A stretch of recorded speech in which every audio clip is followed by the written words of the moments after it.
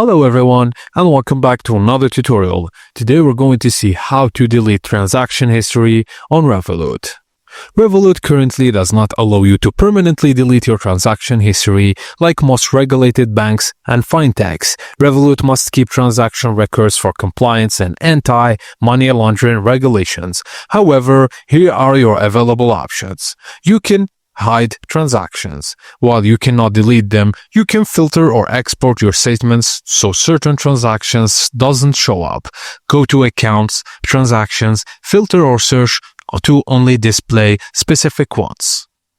The second option, you can export and manage records. You can export your statements and keep your own personal copy. Go to Profile, Documents, Account Statements. Download them as PDF, Excel, or CSV for your own records. Just important, for legal and regulatory reasons, Revolut must keep records of financial transactions for several years, so you cannot erase individual payments from history, but you can hide, filter, or download or export them for personal use. And that's it, guys. As simple as that.